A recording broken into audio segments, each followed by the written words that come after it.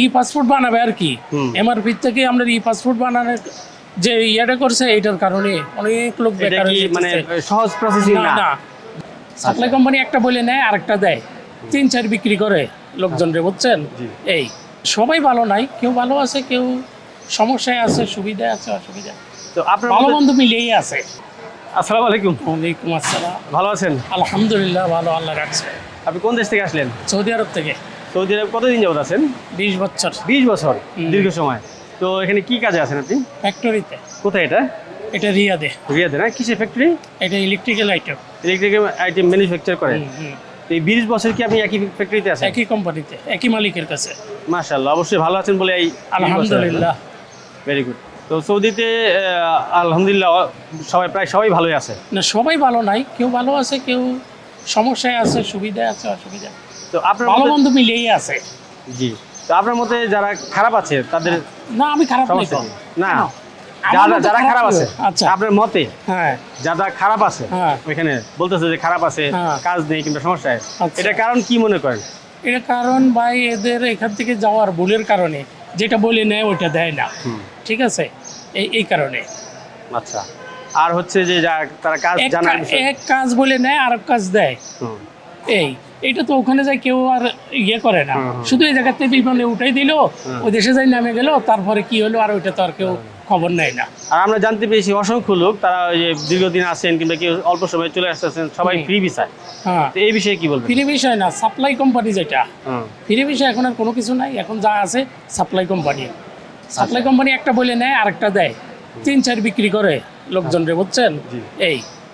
এই জন্যই মূলত এখন বড় সমস্যা হলো পাসপোর্টের সমস্যাটা। আচ্ছা, বুঝছেন? পাসপোর্টের জন্য অনেক লোক বেকার হয়ে যেতেছে, দেশে চলে আসতেছে, অবৈধ হইতেছে পুরা, একমাত্র পাসপোর্টের কারণে। পাসপোর্টের কি সমস্যা? পাসপোর্টের সমস্যা ওই যে আপনার পাসপোর্ট করতে, ই পাসপোর্ট যেটা ই পাসপোর্ট বানাইতেছে, এটার কারণে অনেক লোক, হাজার হাজার লোক বেকার। ই পাসপোর্ট করতে কি করে সমস্যা? অনেক সমস্যা, নিবন্ধনের সাথে পাসপোর্টের সাথে মিল হয় না, বুঝছেন? না হওয়াতে এই সমস্যাটা, এটা অনেক লোক, আমার কোম্পানিতে অনেক লোক বসে আছে, হয়ে যাইতেছে। এটার ব্যাপারে এম্বাসি থেকে কোনো সহযোগিতা করছে? সহযোগিতা ওরা চেষ্টা করতেছে, এখন চেষ্টা করলো, কি কারণে এটা এরকম হয় না জানি না, অনেক কষ্ট পাইতেছে মানুষ, অনেক লোক বেকার, লিগেল লোক আনলিগেল হয়ে যাইতেছে এখন এই পাসপোর্ট না থাকার কারণে। না, ই পাসপোর্ট বানাবে আর কি, এমআরপি থেকে আমরা ই পাসপোর্ট বানানোর যে ইয়েটা করছে এটার কারণে অনেক লোক বেকার হয়ে মানে যেতেছে। সহজ প্রসেসিং না।